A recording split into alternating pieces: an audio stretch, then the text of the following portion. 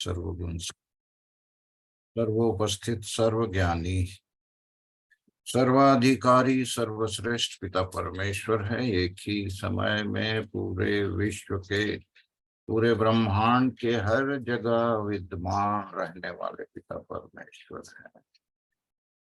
आपकी महिमा बड़ाई प्रशंसा तारीफ हम लोग शिकायत करते हुए आते हैं। धन्यवाद धन्यवाद धन्यवाद की बलि चढ़ाते हैं और प्यारे प्रभु अपने जीवनों को आपके ही चरणों में समर्पित करते हुए बड़ी दीनता नम्रता के साथ आते हैं। धन्यवाद करते हैं प्यारे प्रभु यीशु मसीह है हमें वो अनंत जीवन की आशीष वादी और अनंत काल के पिता है। आपने अपने पुत्र में हमें दे दिया।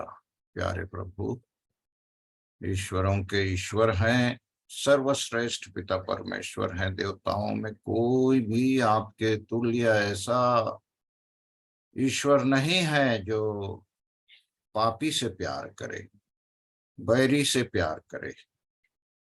और बैरी होने की दशा में भी प्यारे प्रभु आप अपने हर एक लोगों को आने का आपके चरणों में आपकी उपासना बड़ाई प्रशंसा करने में प्यारे प्रभु आप स्वीकार करते हैं। हमारे पापों गुनाहों अपराधों को अपने पीठ के पीछे फेंक कर प्यारे प्रभु हमें वो जीवन प्रदान करते हैं जो संसार में कोई भी नहीं दे सकता। प्यारे प्रभु ऐसे मुक्तिदाता त्राणकर्ता जीवनदाता उद्धार करता यीशु मसीह के लिए धन्यवाद करते हैं। स्वर्गीय वैभव को त्याग कर इस श्रापित संसार में मनुष्य योनि में आप पैदा हुए, अपने आप को नम्र और दीन और शून्य कर दिए। प्यारे प्रभु मनुष्य के बराबरी में आके मनुष्य की एक एक स्थितियों को आपने महसूस किया, सहन किया। प्यारे प्रभु बचपन से जब से आप प्यारे प्रभु इस धरती पे पैर रखे, माता के गर्भ में आए, तब से प्यारे प्रभु शैतान की ताकतें आपको नाश करने के लिए प्यारे प्रभु तैयार थी और शैतान अपनी तरह से यीशु आपको नाश करना चाह रहा था। परंतु धन्यवाद करते हैं कि आप अपने पिता में बने रहे। रात भर प्यारे प्रभु आप जंगलों पहाड़ों में जाकर प्रार्थना में समय व्यतीत करते थे। सामर्थ शक्ति अगुवाई आज्ञा अपने पिता की सुनने के लिए तैयार रहते थे और जो कुछ दिन प्रतिदिन पिता परमेश्वर आपसे कहते थे उन्हीं कार्यों को कहते थे प्यारे प्रभु। और मृत्यु पर्यंत प्यारे प्रभु आप अपने पिता में बने रहे। पिता पुत्र और पवित्र आत्मा की संगति और सहभागिता के द्वारा ही प्यारे प्रभु पुत्र होने पर भी आपने प्यारे प्रभु दुख उठा उठा कर आज्ञा माननी सीखी और भक्ति के कारण आपकी सुनी गई। सचमुच में मनुष्य कितना असहाय है प्यारे प्रभु, पापों अपराधों में पड़ा हुआ प्यारे प्रभु आपकी आवाज को नहीं सुनता, आपको ध्यान नहीं करता। मनुष्य की आंखें बंद रहती है, कान बंद रहते हैं प्यारे प्रभु, परंतु आपका प्रेम ठंडा नहीं होता। आप धीरजवंत हैं, कृपाल हैं प्यारे प्रभु। और प्यारे प्रभु हर एक मनुष्य को चाहते हैं कि वो जीवन पाए, आप नहीं चाहते कि कोई नाश हो। इसलिए प्यारे प्रभु आप जैसे पिता परमेश्वर का धन्यवाद करते हैं। यीशु मसीह भी प्यारे प्रभु आपके स्वरूप समानता को लेकर जो आदम के जीवन में प्रदान किया उसी को लेकर प्यारे प्रभु प्रथम आदम तो आपके इच्छा के अनुसार नहीं चल सका और प्यारे प्रभु अंतिम आदम के द्वारा फिर से आपने मार्ग सत्य और जीवन बनाया कि उसमें होकर प्यारे प्रभु हम पिता परमेश्वर को जाने आपके वचन के करीब आ सके। आपने हमारी दृष्टि को खोला, मन को खोला, हमें तैयार किया। इसलिए प्यारे प्रभु आपके नाम का धन्यवाद करते हैं। पापी को बचाते हैं प्यारे प्रभु, पाप से अवश्य घृणा करते हैं। धन्यवाद करते हैं यीशु मसीह, मृत्यु को सहे आपने क्रूस पर प्यारे प्रभु, अपनी वो वाणी को उच्चारे प्यारे प्रभु, और अपने अपराधियों को क्षमा करने के लिए पिता से विनती किए, क्योंकि सचमुच में मनुष्य नहीं जानता कि क्या कर रहा है। इसलिए प्यारे प्रभु धन्यवाद करते हैं। और सब में बड़ी दुखद बात यीशु मुक्तिदाता आपके साथ हुई कि पिता ने आपको छोड़ दिया था, तो आप चिल्ला उठे, बोल उठे कि हे मेरे परमेश्वर, हे मेरे परमेश्वर, तूने मुझे क्यों छोड़ दिया। ऐसी विकल होकर प्यारे प्रभु आपने अपनी वाणी कहे और अंत तक धीरज धर कर प्यारे प्रभु आपने अंतिम वाणी में कहा कि हे पिता, मैं अपनी आत्मा तेरे हाथ में सौंपता हूँ प्यारे प्रभु। धन्यवाद करते हैं। और हर एक मनुष्य के द्वारा भी आप वही चाहते हैं। वो सात वाणी प्यारे प्रभु सचमुच में एक मनुष्य के जीवन में चरितार्थ हो। वो पहाड़ी उपदेश प्यारे प्रभु जो आपने मत्ती 5 में कहा है, वो हरेक प्यारे प्रभु हम धन्य होकर प्यारे प्रभु आपके इन वचनों को सुने और अपने जीवन में देख सके, मन में दीन रहे प्यारे प्रभु, दया करने वाले हो सके, नम्र बन सके प्यारे प्रभु, और धार्मिकता के लिए भूखे और प्यासे रह सके प्यारे प्रभु। सचमुच में हमारी सहायता करें प्यारे प्रभु कि हम ना सिर्फ इस पृथ्वी के अधिकारी हो, ना सिर्फ पिता परमेश्वर को देखें, परंतु स्वर्ग राज्य के भागीदारी हो सकें। क्योंकि प्यारे प्रभु वो पहला जो धन्य वचन है वो स्वर्ग के राज्य को प्रदान करता है, और अंतिम में भी प्यारे प्रभु आपने कहा है कि स्वर्ग का राज उन्हीं का है जो सताए जाते हैं। प्यारे प्रभु आपके नाम की स्तुति करते हैं, बड़ाई करते, प्रशंसा करते, तारीफ करते। सचमुच में प्यारे प्रभु यीशु मुक्तिदाता के दुख में, उसकी क्रूस में जो बलिदान उसने दिया है, मृत्यु के सामर्थ को हम पा सकें प्यारे प्रभु, हम पर अनुग्रह करें, दया करें प्यारे प्रभु। रोज बरोज आप हमें प्यारे प्रभु दिन पर दिन, सप्ताह पर सप्ताह, माह पर माह, वर्ष पर वर्ष दिए जाते हैं, अवसर दिए जाते हैं प्यारे प्रभु। इसलिए आपके नाम का हम हृदय से धन्यवाद करते हैं। और प्यारे प्रभु मनुष्य जब तक उस कलीसिया के रूप में आपकी संगति और सहभागिता में नहीं आता, कलीसिया उन्नति नहीं कर पाती। इसलिए प्यारे प्रभु आपने हमारे व्यक्तिगत जीवन में, हमारे पारिवारिक जीवन में, कलीसियाई जीवन में सहायता की है। जी सके आपकी इच्छा के अनुसार प्यारे प्रभु, शरीर को मार सके, आत्मा के जीवन को प्राप्त कर सके, और संसार की बातें हमारे जीवन से दूर हो, शरीर की बातें हमारे जीवन से दूर हो। हमें शक्ति दीजिए प्यारे प्रभु। दुर्बल अयोग्य अवश्य हैं हम, परंतु जब आपका पवित्र आत्मा, यीशु का रक्त, यीशु का वचन हमारी सहायता करता है, तो आप में हम बने पाए जाते हैं और देख सकते हैं कि हम जीवतों के मानिंद इस संसार में जी रहे हैं, जो आपकी इच्छा है। इसलिए प्यारे प्रभु हृदय से आपके नाम का धन्यवाद करते हैं। आपने हमें प्रार्थना सहयोगी दिए हैं जो एक दूसरे के लिए निरंतर प्रार्थना करते हैं। स्थानीय रूप में जो आराधनालय है उसमें भी आप हमारी सहायता करते हैं प्यारे प्रभु। और न सिर्फ इस स्थानीय आराधनालय, परंतु प्यारे प्रभु आपका वो स्वर्गीय जो दुल्हन के रूप में आप अपनी कलीसिया को बना रहे हैं प्यारे प्रभु, हमारी सहायता करें कि उस कलीसिया में रहें, और वो 10 कुंवारी में से 5 कुंवारियां जो निर्बुद्धि थी उनके समान नहीं, परंतु बुद्धिमान कुमारी के समान प्यारे प्रभु हम जीवन व्यतीत कर सके। हमारी कमरे बंधे रहे, हमारे टखनों घुटनों में आप बल प्रदान करें और सचमुच में प्यारे प्रभु अंत तक हर स्थिति में, हर क्षण, हर पल, हर समय हम तैयार हो सके आपके लिए।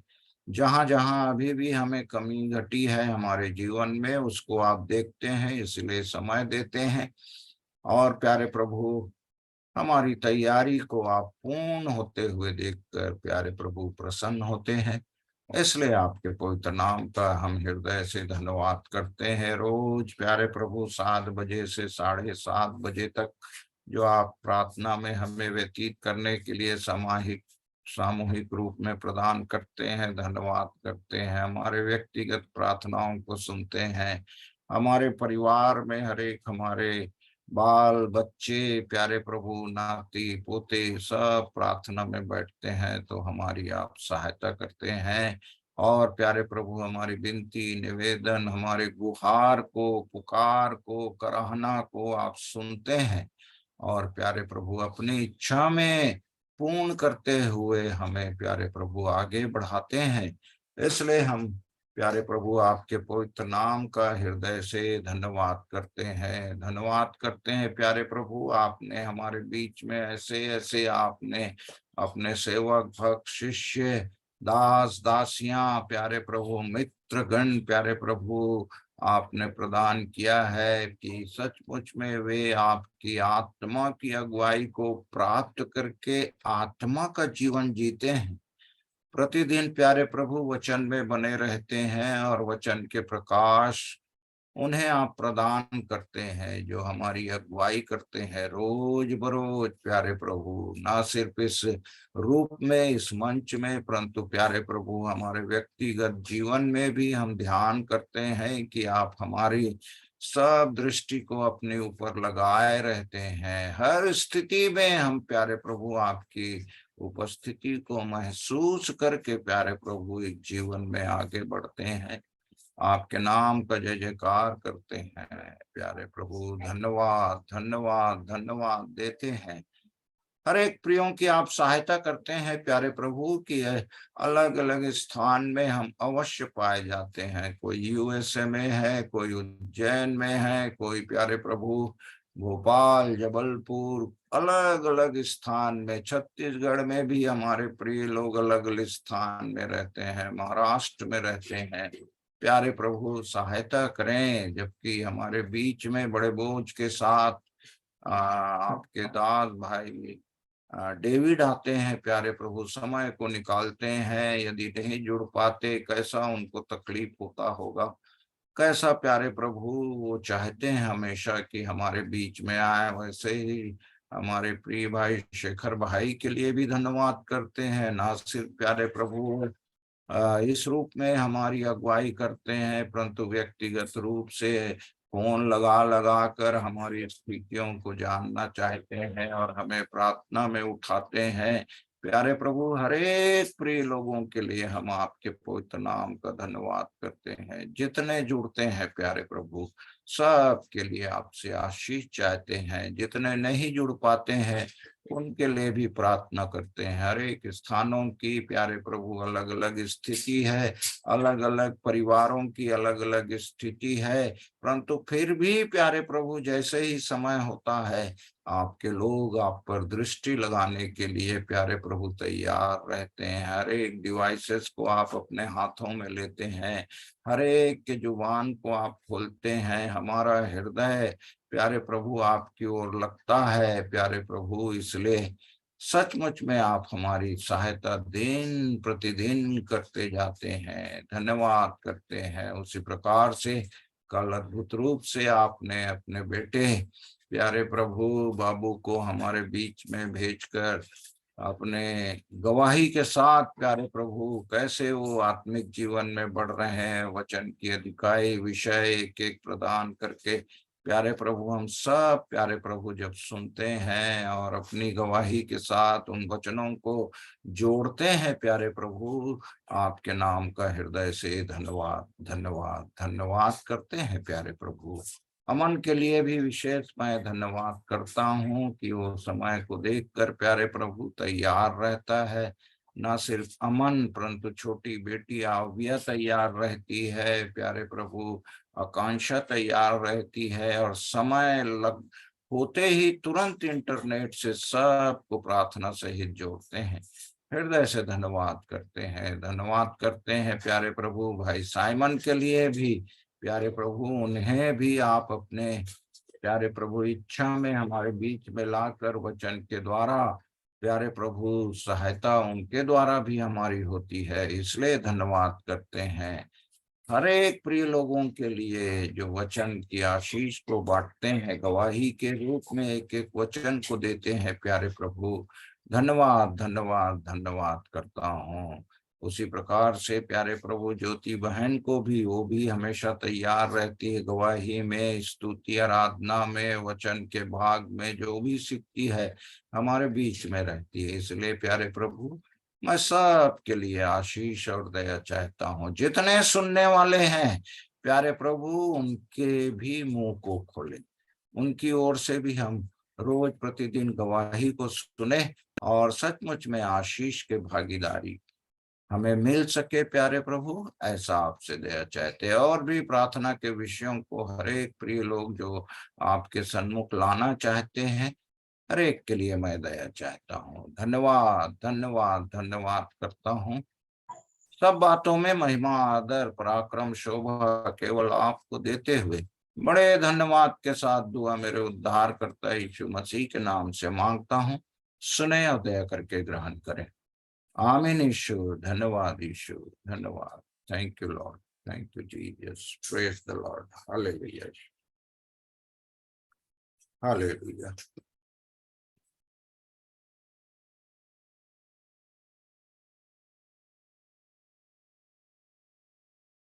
और भी कोई प्रिय लोग प्रार्थना करना चाहते हैं तो उनको अवसर है।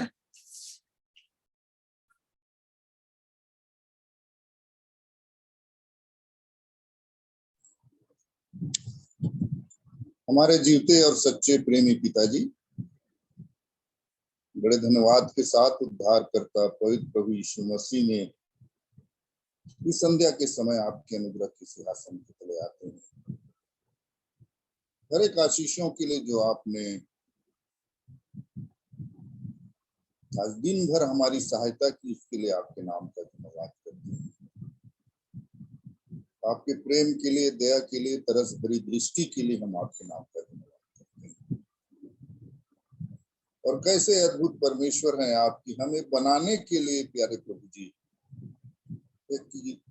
कि हम किसी भी तरह से उस स्वर्गीय जीवन में प्रवेश कर सकें, आपके साथ रह सकें।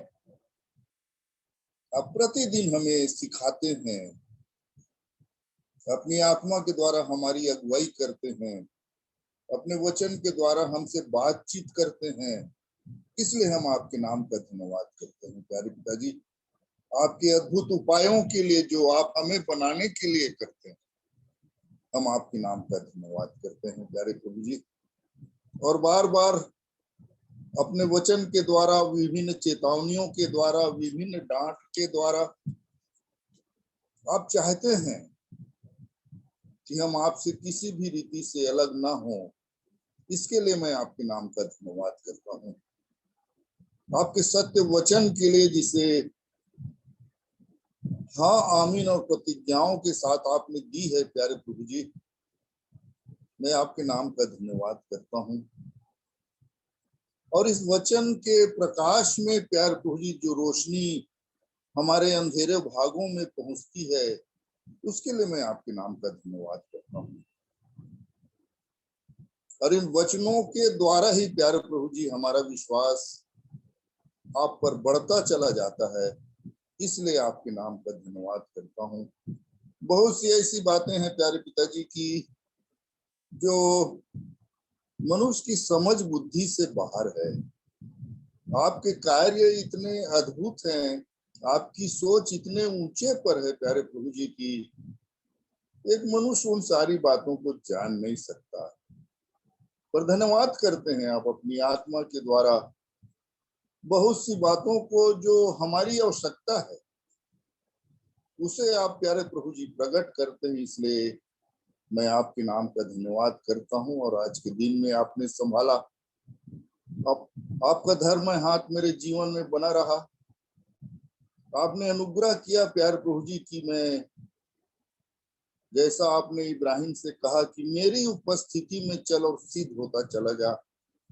प्यारे प्रभु जी, आपने मेरी आज दिन भर सहायता की, इसलिए मैं आपके नाम का धन्यवाद करता हूं।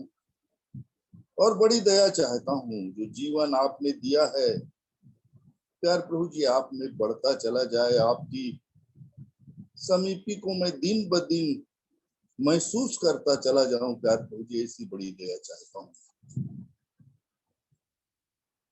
मेरे अंधेरे भागों में आपकी रोशनी पहुंच सके प्यारे प्रभु जी, ऐसी सहायता।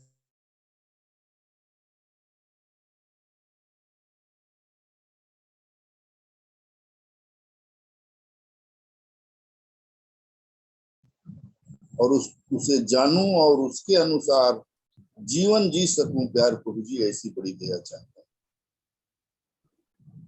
आपने मुझे मेरे हर एक प्रियों की सहायता की है, इसलिए आपके नाम का धन्यवाद करता हूँ। प्यारे प्रभु जी, आप हर एक से प्रेम करते हैं और हर एक के लिए प्यारे प्रभु जी आप अपनी अगुवाई देते हैं। हर एक को आप बढ़ाना चाहते हैं। हमारी हर एक दशा, हमारे सोच विचार, सारी बातों को जानते हैं प्यारे प्रभु जी। हमारी आवश्यकताओं को जानते हैं, हमारी चिंताओं को आप जानते हैं। ऐसे महान परमेश्वर है प्यारे प्रभु जी, आपकी बड़ी दया मैं अपने जीवन के लिए चाहता हूँ। आपके समीप में रहते हुए, उस क्रूस की ओर दृष्टि उठाकर चलते हुए प्यारे प्रभु जी, आपकी पवित्र मनसा को मैं पूर्ण कर सकूं, ऐसी बड़ी सहायता चाहता हूँ। जितने मेरे प्रिय जुड़े हैं, प्रत्येक के जीवन को आपके हाथ में देता हूँ। आपने प्रार्थना सुनी, धन्यवाद करता हूँ। धन्यवाद के साथ इस प्रार्थना को उद्धार करता यीशु मसीह के नाम से मांगता हूँ। सुनिए, दया करके ग्रहण कीजिए। आमीन। धन्यवाद।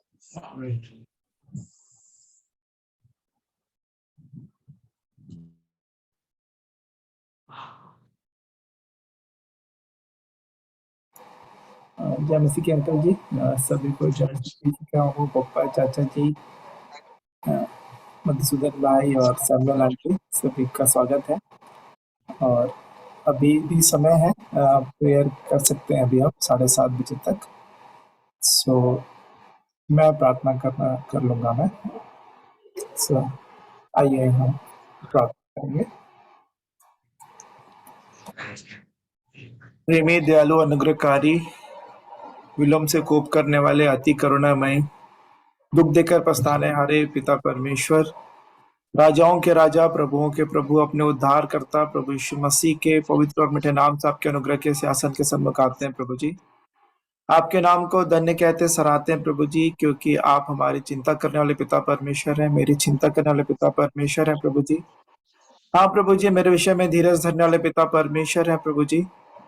आपके नाम को मैं धन्य कहता, आपके नाम को सराहता हूँ प्रभु जी। और आप मेरी भलाई करने वाले पिता परमेश्वर है, और मेरी भलाई और कहीं नहीं है प्रभु जी। मैं आपका धन्यवाद धन्यवाद धन्यवाद देता हूँ प्रभु जी, क्योंकि आपने कहा कि जो कल्पनाएं आप मेरे विषय में करते हैं उन्हें आप जानते हैं, उनमें से एक भी हानि की नहीं है और हर एक मेरे कुशल की है, और अंत में आप मेरी आशा को पूरी करेंगे। मैं आपका धन्यवाद धन्यवाद धन्यवाद देता हूँ प्रभु जी। हाँ प्रभु जी, आप अद्भुत युक्ति करने वाले पिता परमेश्वर हैं प्रभु जी। जो बातें आंखों ने नहीं देखी, जो कानों ने नहीं सुनी, और जो बातें मनुष्य के चित्त में भी नहीं चढ़ी प्रभु जी, आपने वे ही बातें मेरे लिए तैयार करके रखी हैं प्रभु जी। आपका धन्यवाद देते हैं प्रभु जी। आपका मैं इसलिए धन्यवाद देता हूँ प्रभु जी, क्योंकि आप सिर्फ यही चाहते हैं कि मैं आपके प्रति समर्पित रहूं प्रभु जी। आपकी बातें जो आप मुझसे कहें, जैसे इब्राहिम ने कहा कि हाँ प्रभु मैं यहाँ हूँ, और जैसे शामुएल ने कहा कि हे प्रभु क्या तेरा दास सुन रहा है, वैसे ही प्रभु जी मेरे जीवन में भी ऐसी ही प्रतिक्रिया होने पाए जब आप मुझसे कुछ कहें प्रभु जी। पूर्ण आज्ञाकारिता में प्रभु जी, आपके प्रति प्रभु जी, आपके विधियों पे, आपकी बातों पे प्रभु जी प्रसन्न होके प्रभु जी उस पे चलने में प्रभु जी मेरी सहायता और मदद करें। मैं आपका धन्यवाद देता हूँ प्रभु जी, आप अपनी दया अनुग्रह में ये समय हमको देते हैं कि हम आपके चरणों में बैठकर प्रभु जी आपके उन बातों को प्रभु जी जो कि आवश्यक है और प्रभु जी जो कि उत्तम है और जो कभी हमसे छीनी नहीं जाएगी प्रभु जी, उन बातों को प्राप्त कर सकते हैं। आपका धन्यवाद देता हूँ। हाँ प्रभु जी, होने दे के सच में कि जो बातें हम यहाँ पे सीखते हैं, मैं यहाँ पे सीखता हूँ प्रभु जी, वो मेरा जीवन भी बनने पाए प्रभु जी, सिर्फ होठों के द्वारा नहीं, मुंह के द्वारा नहीं, परंतु प्रभु जी हृदय से, सच्चाई से और कार्य में भी प्रभु जी वो जीवन में वो परिवर्तित होने पाए। वो ज्ञान ऐसी दया अनुग्रह चाहता हूँ प्रभु जी। एक बार फिर से इस समय हर एक उन प्रियों को प्रभु जी आपके हाथों में समर्पित करते हैं प्रभु जी, जो कि किसी भी प्रकार के कष्ट, पीड़ाओं, दुख, तकलीफ से होके गुजर रहे हैं प्रभु जी। हाँ प्रभु जी, चाहे वो शारीरिक कमजोरी हो, कोई बीमारी हो प्रभु जी, आ, आपकी ओर हम देखते हैं प्रभु जी, आपकी ओर से उन्हें पूर्ण चंगाई मिलने पाए प्रभु जी, आपकी दया, आपके अनुग्रह में प्रभु जी। और प्रभु जी जैसे गयुस के लिए प्रार्थना की है कि हे प्रिय, जिस प्रकार तू आत्मिक उन्नति कर रहा है वैसे ही तू हर एक बातों में उन्नति करे, भला चंगा रहे। हाँ प्रभु जी, वही आशीष हर एक प्रियो के जीवन में चाहते हैं प्रभु जी कि हर एक जन प्रभु जी आत्मिक जीवन में मजबूत बने रहे प्रभु जी, हर एक बात में उन्नति करें और शारीरिक तौर पे भी आपकी ओर से उन्हें चंगाई मिलने पाए प्रभु जी।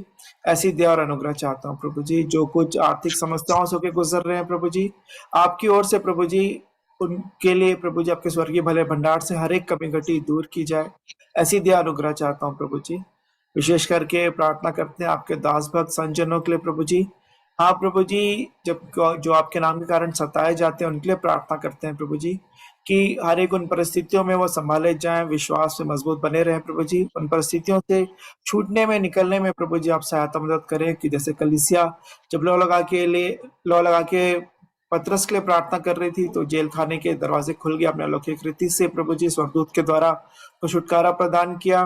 जब पौलुस और सिलास बंदी गृह में थे प्रभु जी और वो प्रार्थना कर रहे थे, भजन गा रहे थे, कैदी उनकी सुन रहे थे प्रभु जी, वहां पे भी आपने अद्भुत कार्य किया। ना ही सिर्फ उनको वहां से छुटकारा दिया भूडोल के द्वारा, परंतु जो दरोगा जिसने उनको जेल में डाला था प्रभु जी, वो अपने घराने समेत बचाया गया प्रभु जी। ऐसी दया अनुग्रह मैं चाहता हूँ प्रभु जी कि वैसा ही होने पाए कि जो लोग सता रहे हैं वो उनका भी उद्धार होने पाए प्रभु जी। हाँ प्रभु जी, इस प्रकार से शाऊल जो आपको सताता था पौलुस बनने से पहले, उसी को आपने चुन लिया कि वो आपके राज्य का प्रचार करे प्रभु जी, वैसे ही होने पाए प्रभु जी। ऐसी दया अनुग्रह चाहता हूँ प्रभु जी। एक बार फिर से अपने जीवनों को आप ही के हाथों में समर्पित करते हैं प्रभु जी। इस समय को, आज इस मीटिंग को अपने हाथों में सौंपते हैं प्रभु जी कि आप हर एक जन से प्रभु जी आप बातचीत करें, जो आपका वचन हमसे आप कहना चाहते हैं प्रभु जी, हम सबको सुनने वाले कान प्रदान करें, ग्रहण करने वाला हृदय प्रदान करें प्रभु जी। हाँ प्रभु जी, हम प्रार्थना करते हैं जितने प्रिय जुड़ चुके हैं और जो लगातार जुड़ते हैं उनके लिए धन्यवाद देते हैं प्रभु जी, लेकिन जो जुड़ नहीं पाते उनके लिए प्रार्थना करते हैं प्रभु जी। मनों को उबारे, हर एक रुकावटों, बाधाओं को आप दूर करें प्रभु जी, ताकि हम सब मिलकर एक मन, एक आत्मा में होकर आपकी उपस्थिति में बैठने पाए और आपकी आवाज को सुनने पाए प्रभु जी। आप प्रभु जी वचन के बोलने वाले को आपके हाथों में सौंपते हैं, सुनने वाले को भी आपके हाथों में सौंपते हैं प्रभु जी। अपने देह, आत्मा, प्राण सहित आगे के पूरे समय को आप ही के हाथों में समर्पित करते हैं प्रभु जी कि जब आप आपका वचन आज सुने, अपने हृदय को कठोर ना करें, क्योंकि आज ही उद्धार का दिन है, आज ही छुटकारे का दिन है प्रभु जी। ऐसी दया अनुग्रह हर एक के जीवन के लिए चाहता हूँ प्रभु जी। तो फिर से सारी बातों को आप ही के हाथों में सौंपते हुए दुआ उद्धार करता प्रभु यीशु मसीह के पवित्र और मीठे नाम से मांग लेता हूँ, आमीन।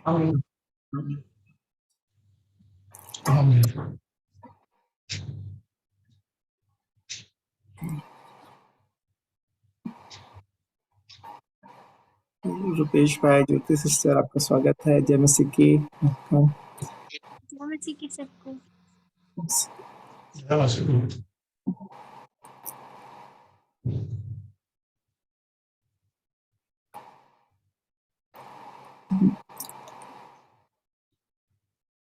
तो अभी 3 मिनट है, 2 मिनट रह गए, तो क्या शुरू करें अंकल फिर कि तो अभी समय जी गवाही चाहता है। यदि हमें से कोई गवाही शेयर करना चाहते हैं, जो पिछले दिन हम सीखा है, हमने या प्रभु के द्वारा अपने कुछ प्रकाशन प्राप्त किया है, कोई अनुभव प्रभु ने दिया है जिससे आप हमारे साथ बांटना चाहते हैं, अभी अवसर होगा जिससे हम सबकी उन्नति हो, आत्मिक उन्नति हो और प्रभु के नाम को महिमा मिले। तो अभी अवसर है गवाहियों को रखने के लिए।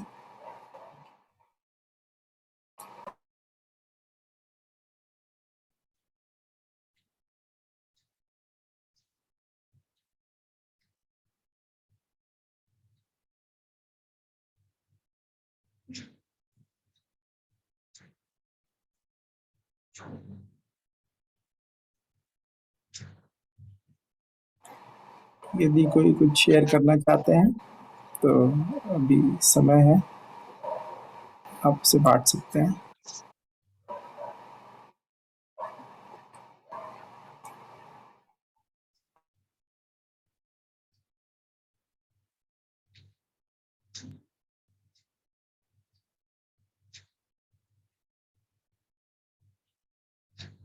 Recuerden, भाई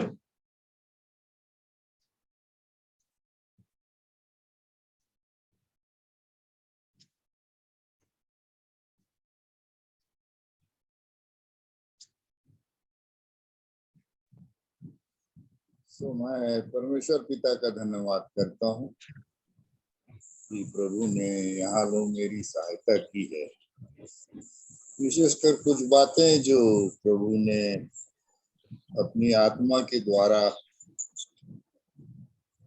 सिखाया, उन्हीं में से कुछ बातें मैं रखना चाहूंगा। इस रविवार को मुझको यहाँ के आराधनालय में वचन रखने का अवसर मिला और इनके जो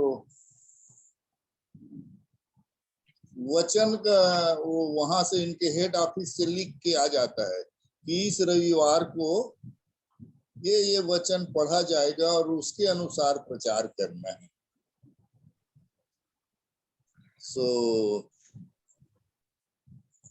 वहां जो वचन खुला वो था यहिजकेल 37 अध्याय, जहां आप जानते हैं कि एक तराई में सूखी हड्डियां थी और प्रभु यहिजकेल को ले गया और उससे एक प्रश्न पूछता है यहिजकेल से कि क्या ये हड्डियां जी सकती? सूखी हड्डियां थी, ऐसा परमेश्वर का वचन बताता है। पहले तो इच्छा हुई कि मैं अपने आदरणीयों के पास फोन करके पूछूं इसका मुख्य मकसद क्या है। तो मैं इच्छा हुई कि शेखर भाई से बातचीत करूं और भाई से बातचीत जरूर, पर इस बात में बातचीत नहीं कर सका। फिर एक आया, जैसे उस दिन भाई शेखर वचन को रख रहे थे कि उस जीवन जैसे एक पहले उन्होंने एक अध्याय का पहला और दूसरा वचन, और उसको आज मैं जब देख रहा था भाई डेविड द्वारा भी फेसबुक में मैं वो सारे वचनों को देख रहा था, तो मेरे मन में ये आया कि मैं शेखर भाई से पूछूंगा तो उन्होंने जो अपनी आंखों से देखा, जो कुछ उन्होंने सुना और जो कुछ उन्होंने अपनी आंखों से देखा और जिसको ध्यान से देखा उसको मुझको बताएंगे मैंने अपनी आंखों से क्या देखा। ऐसा मेरे मन में आया और जब मैं उस पूरे अध्याय को, ऐसे तो पहले कई बार पढ़ चुका हूं, फिर जब मैंने उसको कई बार पढ़ा उन 37 अध्याय को,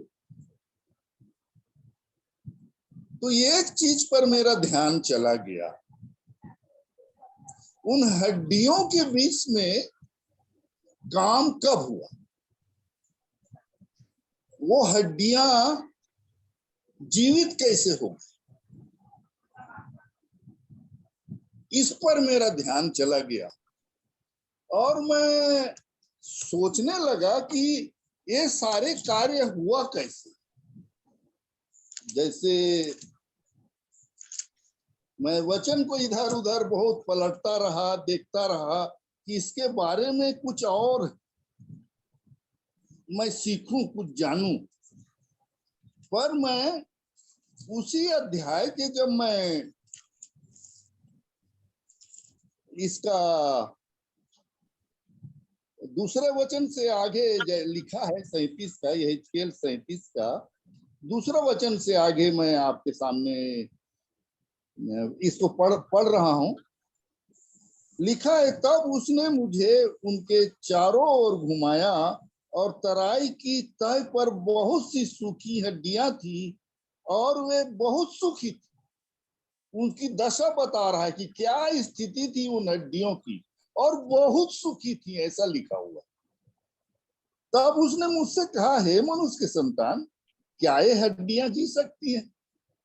मैं हिचकेल को हटाया, मुझको ऐसा लगा प्रभु मुझसे पूछ रहा है, हे हेम कुमार, क्या ये हड्डियां जी सकती हैं? और उन स्थिति को देख के मैं कैसे कहता, हाँ प्रभु जी सकती है, ये मेरे अंदर आया। परंतु यह हिचकेल का उत्तर मैं देख के बोला, मैंने कहा, हे परमेश्वर, ये हुआ तू ही जानता है, ऐसा लिखा है इसमें। तब उसने मुझसे कहा, इन हड्डियों से भविष्यवाणी करके कहा, हे सूखी हड्डियों, यहोवा का वचन सुनो। यहाँ पर मैं थोड़ा मेरा ध्यान इस वचन पर, हे सूखी हड्डियों, यहोवा का वचन सुनो। तो ये जितने आशीषें उन हड्डियों के जीवन में हुई, वो जीवित हो गए। वो किसका प्रतिफल? क्योंकि उन आवाज को, उस परमेश्वर यहोवा की आवाज, वो यहिजकेल को बोल रहे थे प्रभु की तू भविष्यवाणी करके कहा। आज प्रभु मुझको और आपको तैयार किया है कि हम कुछ कहें, वो परमेश्वर काम करे।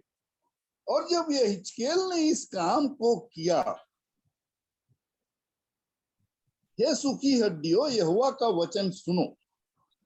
परमेश्वर यहोवा तुम हड्डियों से यूं कहता है। कौन कह रहा है? यहिजकेल बोल रहा है, परमेश्वर यहोवा तुम हड्डियों से यूं कहता है, देखो मैं आप तुम में सांस समाऊंगा और तुम जी उठोगी।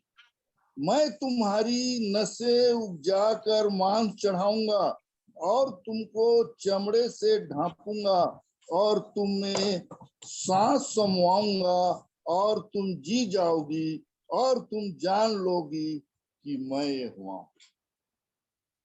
परमेश्वर की आज्ञा के अनुसार काम करने से, जैसा परमेश्वर ने कहा है वैसा करने से अद्भुत काम हो गया मेरे को। अब उन सूखी हड्डियों की जगह मैं अपने आप को रखा। मेरा जीवन कैसा था? क्यों बदलाहट नहीं आ रही थी मेरे जीवन में? क्योंकि मैं परमेश्वर की आवाज को सुनता नहीं था। सुनने वाला जीवन मेरे पास नहीं था। और जब इस सूखी हड्डियों ने सुना, कैसो भी गंदा जीवन हो, प्रभु कैसे बदल सकता है, इसको मैंने जाना।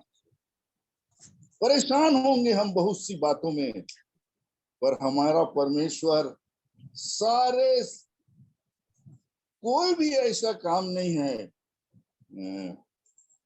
वचन में लिखा है, आज ही मैं लूका 18 को पढ़ रहा था, तो जो मनुष्य से नहीं हो सकता वो परमेश्वर से हो सकता है। वो हमारे जीवन को बदल देगा, हम में जीवन ला देगा, अगर उसके कहे हुए वचनों का मैं और आप पालन करें। तो प्रभु ने इस वचन को रखने में मेरी सहायता की, इसलिए मैं परमेश्वर पिता का धन्यवाद करता हूं कि प्रभु ने मेरी अगुवाई की। और मेरे लिए चेतावनी है कि यदि मैं भी उस प्रभु की आवाज को सुनकर जैसा प्रभु चाहता है, जैसा वो चाहता है, यदि वैसा करूं, अद्भुत काम हो जाएंगे। सो इस वचन से मैंने सीखा, इसलिए मैं परमेश्वर पिता का धन्यवाद करता हूँ। धन्यवाद आप सबों को।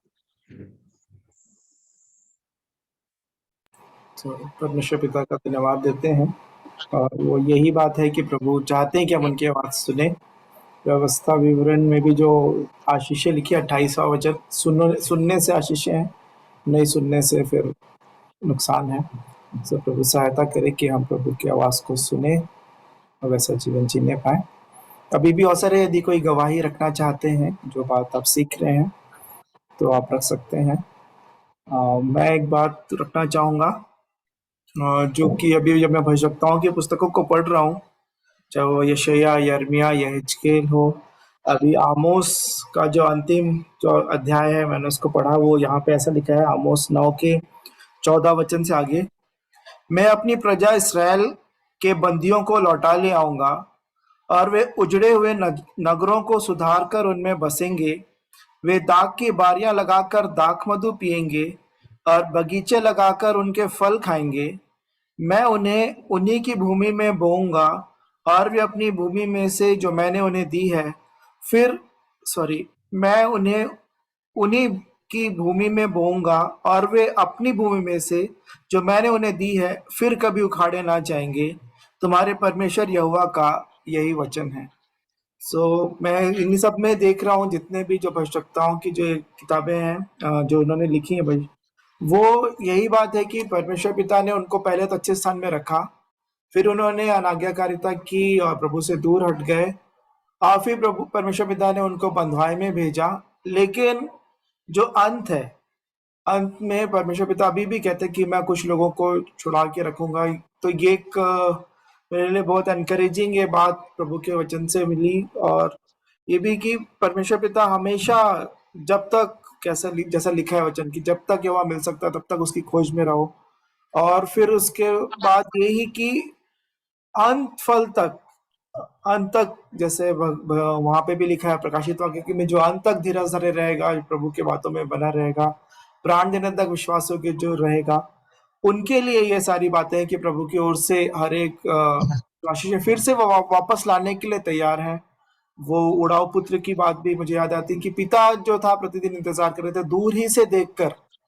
इसका मतलब पिता वहां पे रहते थे कि जब वो मेरा बेटा वापस आएगा।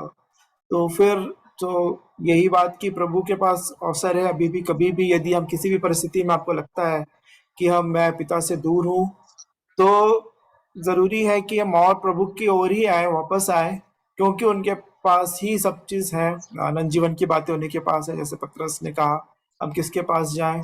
या हर एक परिस्थिति में परमेश्वर पिता के पास ही हल जो है, अगर समस्याओं का यदि हल आपको चाहिए तो परमेश्वर पिता के पास ही है। उन्हीं के पास वापस आने से, क्षमा मांग के, मन फिरा के, पूर्ण मन से फिरने में ही हर एक आशीषें, सिर्फ मैं संसार की बात नहीं कर रहा हूँ, संसारिक आशीषें नहीं, लेकिन जो अनंत जीवन की बातें भी हैं परमेश्वर पिता के पास ही हैं। तो इन बातों के द्वारा प्रभु मुझे फिर से उनके हृदय को दिखाया कि कितना सहते हैं परमेश्वर पिता, कितना धीरज धरते हैं, कितना ढील देते हैं, लेकिन वो चाहते हैं कि वापस आ जाएं हम पूरे मन से। मैं परमेश्वर पिता का धन्यवाद देता हूँ, उनके हृदय को मैंने फिर से इन वचनों के द्वारा जानने पाया, उनके प्रेमी हृदय को। मैं परमेश्वर पिता का धन्यवाद देता हूँ।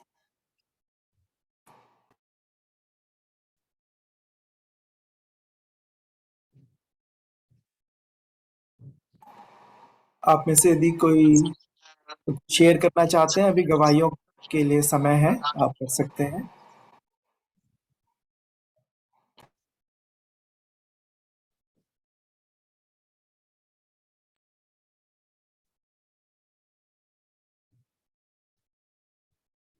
तो पिता परमेश्वर का धन्यवाद करते हैं उद्धारकर्ता प्रेमी प्रभु यीशु मसीह के नाम में। और आज मेरा ध्यान प्रभु ने वो 3 लोगों की ओर आकर्षित किया जो नाश हो गए, और वे थे कोरह, दतान और अबीराम। इन्होंने किया था बलवा यही किया था, विस्तार से मैं नहीं बताऊंगा। उसका एक कारण था कि ये मूसा और हारून के ऊपर बड़बड़ाए, कुड़कुड़ाए, क्या प्रभु का आत्मा तुम्हारे पास है, हमारे पास भी है। जो प्रभु ने काम दिया है, क्या इन्हीं लोग, तुम्हें लोग करोगे क्या? हम लोग भी कर सकते। और पूरा मैं आज गिनती का 16 अध्याय का पूरा पद तो नहीं पढ़ा हूं, 35 तक पढ़ा हूं। आगे प्रभु ने उनके साथ वो मरी वरी और बाद में डाले इस्राएलियों के पार। तो ये पिता परमेश्वर क्रोध करने वाला है, भस्म करने वाली आग है। और जब मनुष्य बलवा करता है तब उसका क्रोध भड़क उठता है। और ऐसे समय में प्रभु के लोग मूसा और हारून के, इवन वो हारून और मरियम भी कुड़कुड़ा रहे थे। एक बार तो अपने भाई के ऊपर कुड़कुड़ा रहे थे और उनसे भी यही बातें कर रहे थे। और परंतु हारून और मूसा को ऐसा नाश नहीं किया जैसे ये कोरा, दातान और अबीराम को नाश किया। और उसके 2-3 पदों को मैं पढ़ूंगा, ज्यादा विस्तार से नहीं बताऊंगा आगे, और प्रभु मेरी सहायता करे इनको अच्छे से समझने में। जो आज मैंने अंडरलाइन किया इस अध्याय में, वो 17 पद है। एक बार तो जब मूसा बुलाया तो इन लोग आए नहीं अपने टेंट से, नहीं आएंगे बोल दिए।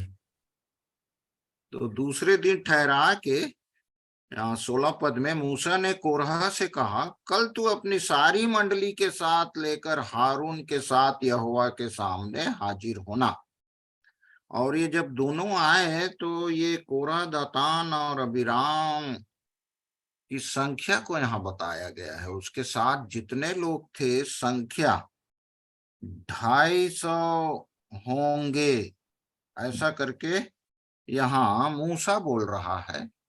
और यही 250 लोग 35 पद में, तब यहोवा के पास से आग निकली और उन 250 धूप चढ़ा रहे हैं और चढ़ाने वालों को भस्म कर दिया।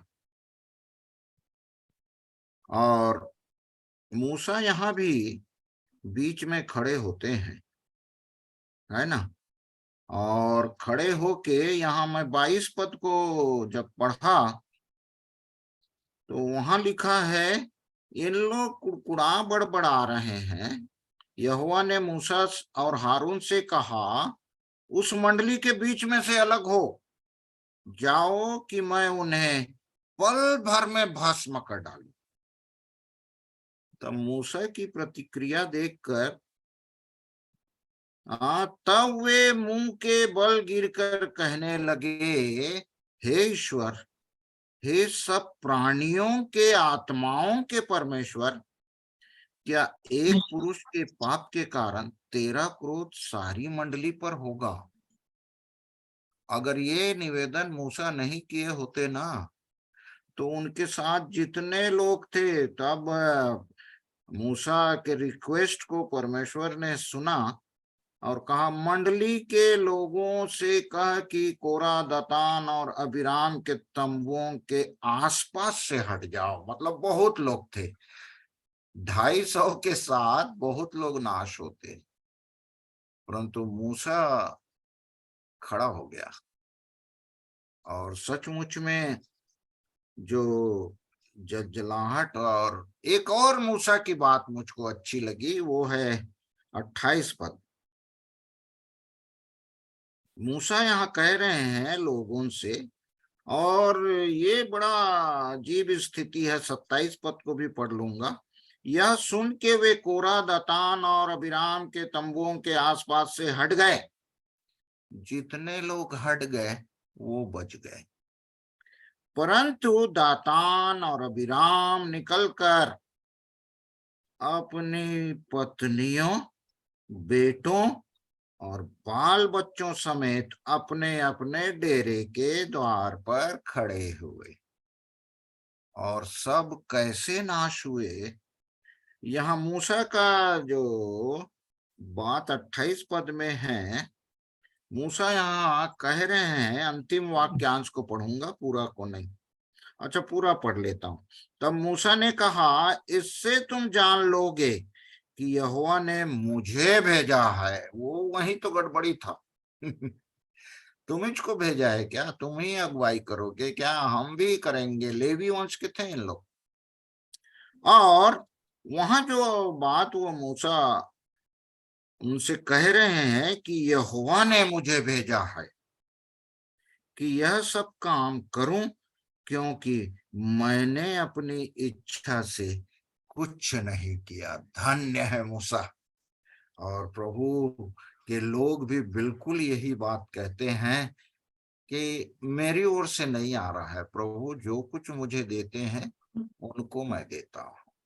और इन और नाश होने वालों में संख्या के साथ साथ 32 पद को पढ़ूंगा और समाप्त करूंगा।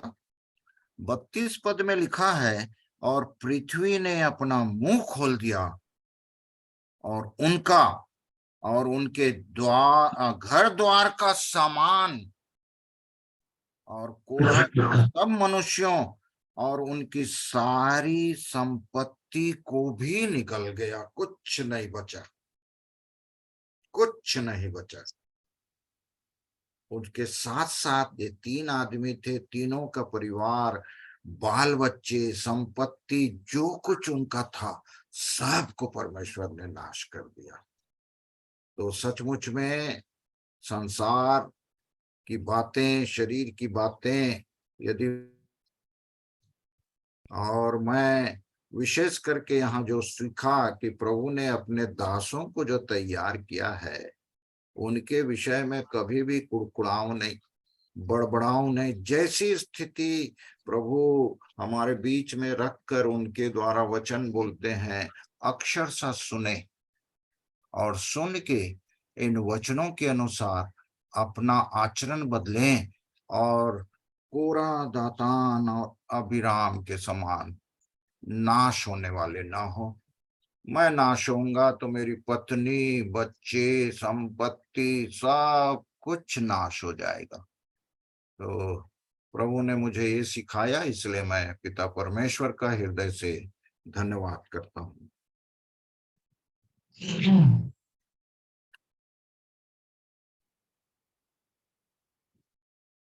चालू करें हमारा? जी अंकल जी, जरूर, अब आपका समय है। परमेश्वर पिता का धन्यवाद इन जीवित गवाहियों के लिए, पवित्र गवाहियों के लिए, और धन्यवाद करते हैं कि परमेश्वर के वचनों से सारी बातें हमारे जीवन के लिए रखी गई। विशेषकर वे सूखी हड्डियां प्रभु के सामने कोई फर्क नहीं पड़ता कितनी सूखी थी और कब से मरी हुई दशा में थी। इसलिए तो प्रभु ने यजकेल से पूछा, और यजकेल, उसका भी दिमाग काम करना बंद कर दिया होगा। एक ही बात बोल सका जो उसके पास बोलने के लिए थी, कि प्रभु आप ही जानते हैं। और इस सुंदर गवाही के लिए धन्यवाद।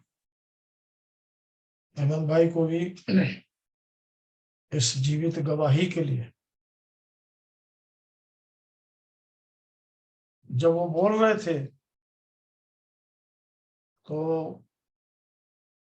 मैं एक बात को सीख रहा था।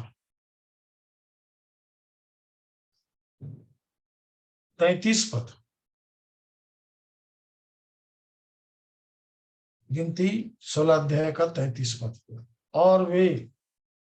और उनका सारा घर बार जीवित ही अधोलोक में जा पड़े, और पृथ्वी ने उनको ढांप लिया, और वे मंडली के बीच में से नष्ट हो गए।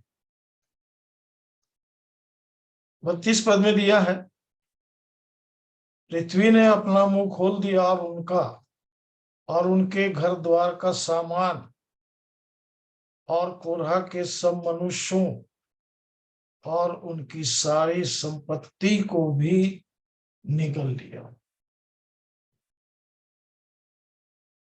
प्रिय, जब तक जीवित रहते हैं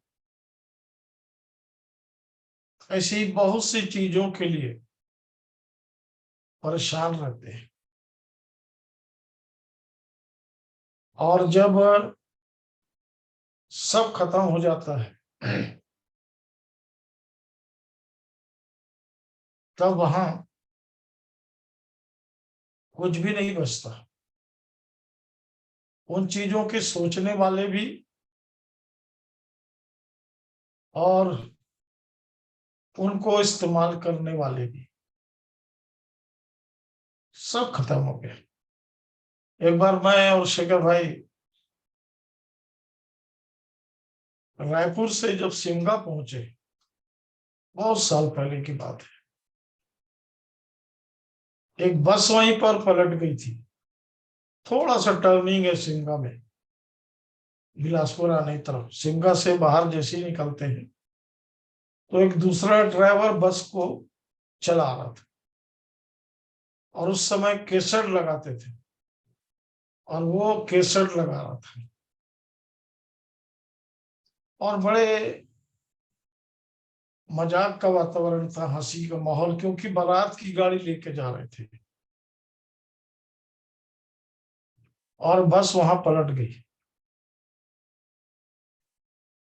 और उसमें कोई भी नहीं बचा।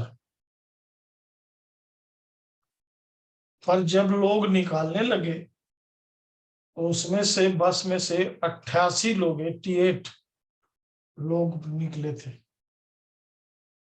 और उनकी लाश को उठा के लेके गए, वैसे ही हम पहुंचे थे, और वहां कुछ भी नहीं था।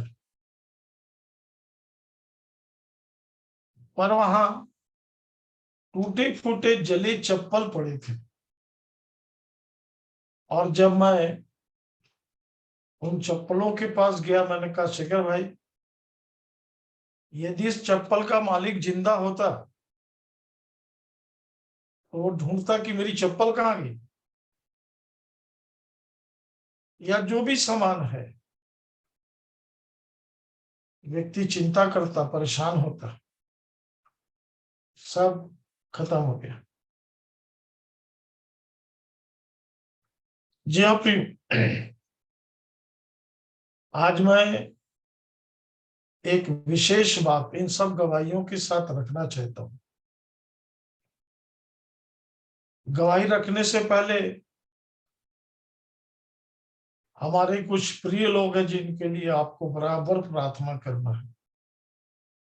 इस समय मसीह भाई जगदलपुर में है, और उनके लीवर में प्रॉब्लम है। वो और उनका घराना परिवार जो है, सब प्रभु में पाए जाएं, बचाए जाएं, स्वास्थ्य चंगाई पाए, आशीषित हो। शेखर भाई के लिए बराबर प्रार्थना करते रहिए। हमारे पास एक युद्ध है ये, कि हमारे भाई अपने पैरों के बल में चले फिरे और चंगाई को प्रभु यीशु मसीह में देखें। और विशेषकर कुछ नए लोग बराबर जुड़ रहे हैं, और इसलिए प्रार्थना करेंगे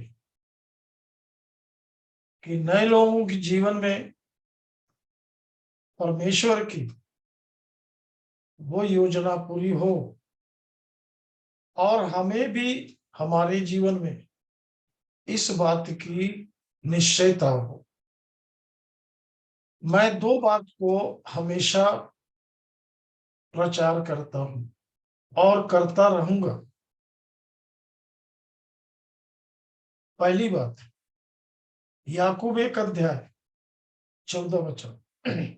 याकूब 1 अध्याय 14 वचन, बहुत ध्यान से इसको पढ़ेंगे। याकूब 1 अध्याय 14 पढ़। जी। परंतु प्रत्येक व्यक्ति अपनी ही अभिलाषा से खिंचकर और फंसकर परीक्षा में पड़ता है। हाँ, प्रत्येक व्यक्ति, प्रत्येक, इसलिए हमारे जीवन पर और किसी भी के जीवन पर इस बात में विश्वास नहीं करना, भरोसा नहीं करना उसके जीने के तरीके को देख के। क्या लिखा है ज्योति, फिर से पढ़ो। जी। परंतु प्रत्येक व्यक्ति अपनी ही अभिलाषा से, ये अंदर का काम है। कल सुबह मैं एक जन से संगति कर रहा था वचन की, और मैं उसको उसके सारे पापों को दिखाते चला गया, और मैं उससे बोलते गया, नहीं बोल के बता। हम लोग अपने तरफ से सामने वाले को धर्मी समझ लेते। क्या समझते? नहीं प्रिय, वचन कह रहा है प्रत्येक व्यक्ति, क्या बोल रहा आगे, अपनी ही अभिलाषा से ये खिंचकर, अंदर है। प्रत्येक व्यक्ति अपनी अभिलाषा से आगे खिंचकर और हाँ। फंस हाँ, परीक्षा में पड़ता है। तुम्हारी आवाज कट रही, पढ़ो तो, अमन जी, पढ़ो तो। परंतु प्रत्येक व्यक्ति अपनी ही अभिलाषा से खींचकर और फंसकर परीक्षा में पड़ता है। हाँ, प्रत्येक व्यक्ति की ये दशा है। विश्वास में बहुत सी बातों को विश्वास करना है, मेरे जीवन के लिए और दूसरे जीवन के लिए। यहां तक जाना है, तब वो व्यक्ति अपने पाप का अंगीकार करेगा। हमारी चिकनी चुपड़ी बातों से नहीं, कोई धर्म नहीं, एक भी नहीं। और फिर मानव की धार्मिकता परमेश्वर के किसी काम की नहीं है। परमेश्वर के उस योजना में मानव की धार्मिकता, पढ़ो आगे। फिर अभिलाषा गर्भवती होकर पाप को जनती है, और पाप जब बढ़ जाता है तो मृत्यु को उत्पन्न करता है। हाँ, एक की बाद एक,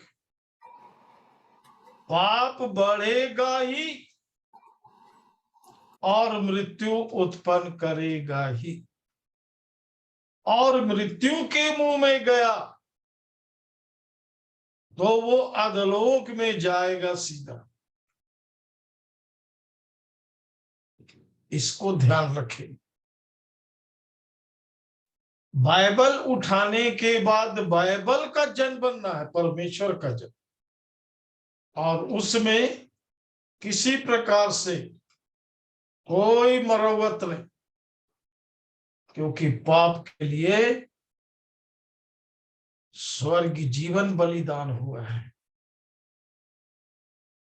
परमेश्वर को मनुष्य बनना पड़ा, क्योंकि परमेश्वर यहीं तक राजी हो जाता तो वो आगे काम नहीं करता, क्योंकि उसने आगे भी काम किया है। और इसलिए इस पृथ्वी पर जो अंतिम महत्वपूर्ण बात है उस पर हमारी दृष्टि बने रहना है। पढ़ो, अभी बताता हूँ, पढ़ो, आगे बताऊंगा इसको आपको। हाँ पढ़ो अमन आगे। हे मेरे प्रिय भाइयों, धोखा ना खाओ, क्योंकि हर एक अच्छा वरदान और हर एक उत्तम दान ऊपर ही से है इधर और नहीं है, इधर नहीं है।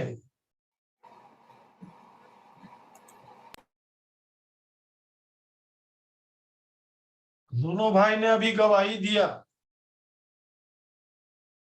वो सूखी हड्डी जिलाने वाला यहाँ कोई नहीं है,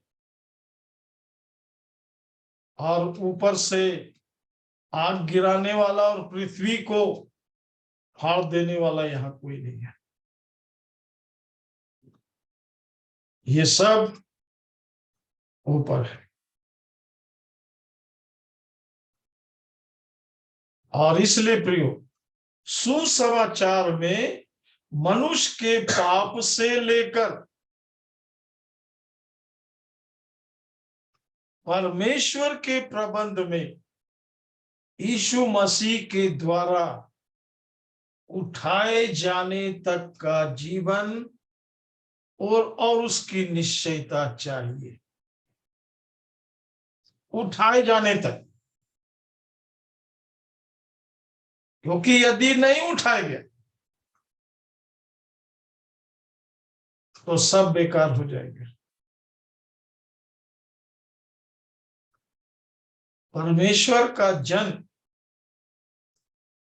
मतलब उस कलीसिया में होना है जो बहुमूल्य है इस पृथ्वी पर, जो यीशु के खून से खरीदी गई है। हमें झूठ से इधर उधर से मतलब नहीं है, सत्य से मतलब है। सत्य के वचन को काम में लाना है, क्योंकि सत्य का वचन ही काम करेगा।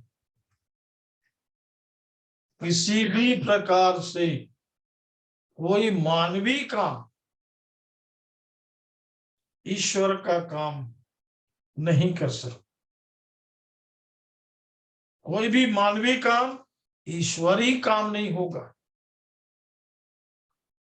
इसलिए परमेश्वर, एक काम तुम करो, एक काम मैं कर दूंगा।